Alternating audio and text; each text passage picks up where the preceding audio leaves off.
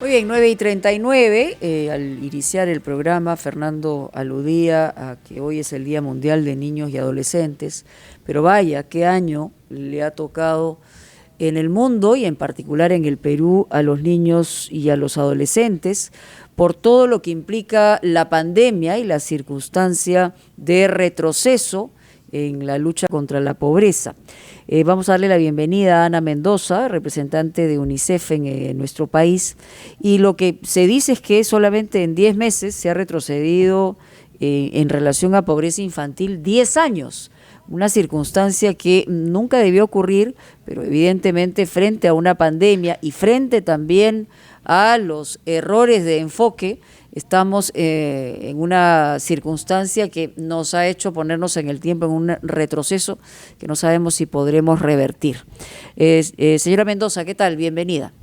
Hola, bienvenida, gracias por invitarnos. Bueno, básicamente son los puntos de partida frente a este retroceso y si usted lo puede confirmar, porque nos parece de una contundencia gigantesca, es decir, en menos de un año se ha destruido todo lo que se hizo en 10 años.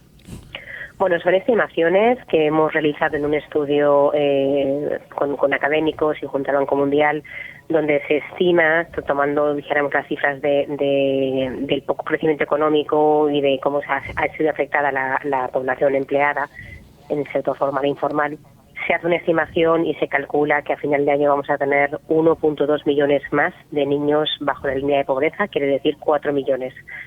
O sea, 4 de cada 10 niños son pobres y 1 de cada 10 está en extrema pobreza. Así que sí, son cifras realmente muy preocupantes. ¿Por dónde empezar? Buenos días. Sí, ¿por dónde Hola, empezar? buenos días. Y sí, quería que nos explique qué es lo que ustedes han logrado saber del impacto que la pandemia, el confinamiento, ha venido produciendo sobre nuestros niños y sobre los adolescentes, porque para ellos, para los adolescentes, por lo pronto, salir a la calle y alternar, ir a fiestas, enamorarse, etcétera, juegan un rol desdichadamente mucho más importante que para los mayores. De manera que quisiera saber, por favor, si usted tiene algo que decirnos sobre este punto específico, el impacto de la pandemia sobre las condiciones de vida de niños y adolescentes. Pero el impacto yo creo que se ha invisibilizado mucho, pero es muy grande, como dices tú, pero es uno de los países que ha sido más estricto, que sigue siendo más estricto con las salidas de niños y adolescentes. Y ya no digo ir de fiesta, sino simplemente salir y poder ver a algún amigo, poder hacer algo con control, con distancia social, y sigue estando prohibido, ¿no? Entonces es muy difícil pedirles a los niños y adolescentes que además de hacer el esfuerzo descomunal que están haciendo con mucho esfuerzo de familias, con mucho esfuerzo de profesores, del sistema educativo para seguir el curso escolar en línea, además no puedan salir, ¿no? Yo creo que es urgente la reapertura de escuelas también por esto, ¿no? Porque al colegio no se va solo a aprender, también se va a socializar, es un lugar donde se protegen, donde te dan alimentos, donde hay, dijéramos, un monitoreo de la situación, ¿no? Y yo creo que el impacto ha sido duro, primero porque las familias se han empobrecido muchísimo, como comentaba al principio, segundo porque los niveles de violencia contra la niñez en la familia es muy probable que hayan aumentado, en la situación de confinamiento es muy probable que hayan aumentado según lo que dicen todos los estudios y los sistemas no están tan preparados como para atender cuando no hay confinamiento.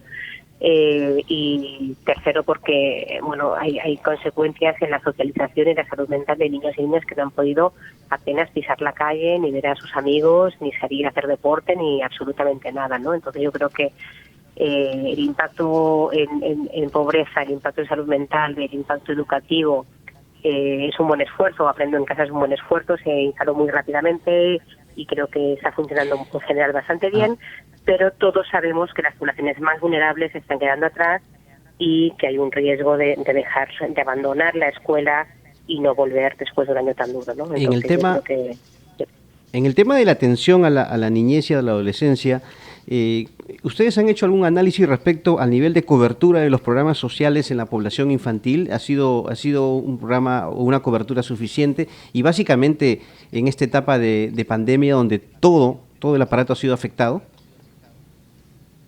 Mira, la verdad es que un análisis de cobertura como tal no.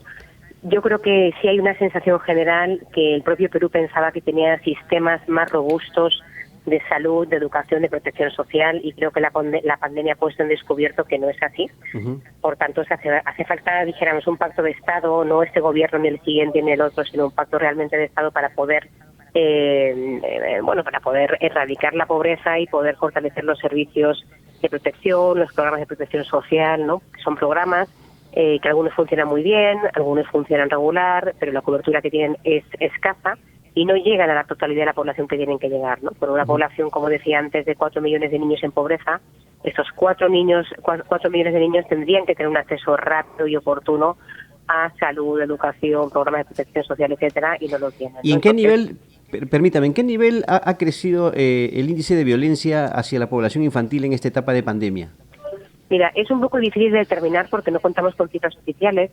Sí que tenemos bastantes estudios que señalan que la probabilidad de que haya aumentado la violencia en el contexto familiar es muy grande, ¿no? Porque antes de la pandemia, 7 de cada 10 chicos han experimentado algún tipo de violencia y 3 de cada 10 han sufrido abuso sexual. Esto en Perú, ¿no? Que son unas cifras espeluznantes.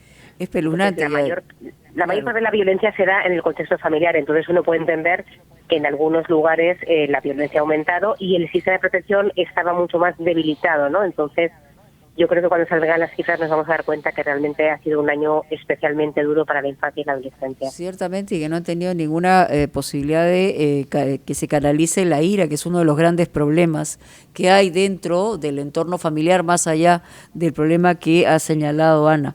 Pero también en el tema, digamos, de la necesidad de que vuelvan a las escuelas, no solamente por un tema de conocimiento, sino de socialización. Y claro, hay que garantizarlo en términos de seguridad, pero ya se puede prever que por lo menos más de 500,000 de estudiantes han salido de las escuelas, han desertado en el sentido de porque no tienen acceso a la conectividad, porque no tienen el acceso al aprendo en casa, porque por diversas razones. Y eso, la pregunta es si se ha podido medir también.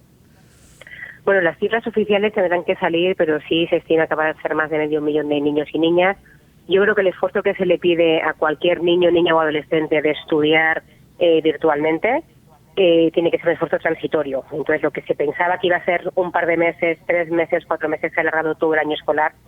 Hay condiciones muy duras, ¿no? Como dices tú, hay chicos que no tienen conectividad, hay chicos que no tienen electricidad. Claro. Hay muchísimos chicos y chicas que no les llega la electricidad, ¿no? Hay muchos esfuerzos voluntariosos de maestros y maestras muy comprometidos que han hecho lo imposible para llegar a las comunidades para dar clase a los niños.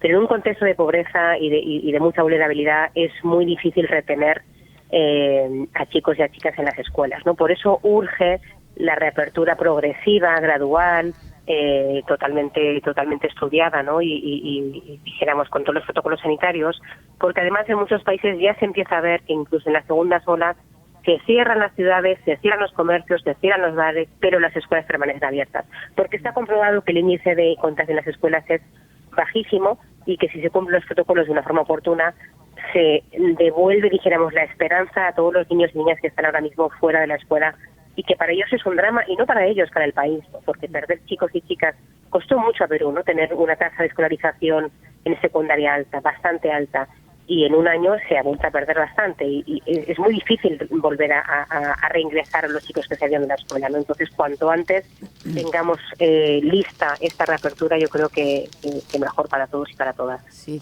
Bueno, le agradecemos mucho a Ana Mendoza, y es un momento también, aunque entendemos que el nuevo gobierno, el gobierno del señor Sagasti, que es un gobierno temporal, tenga prioridades sumamente urgentes, el también bajar un poco la presión en relación a que los niños puedan tener espacios abiertos para salir, que se canalice la posibilidad de que haya actividades para estos niños y para estas adolescentes, debería también estar dentro del paquete de prioridades de los próximos meses. Le agradecemos mucho, muy amable. Vamos a una pausa, ya regresamos.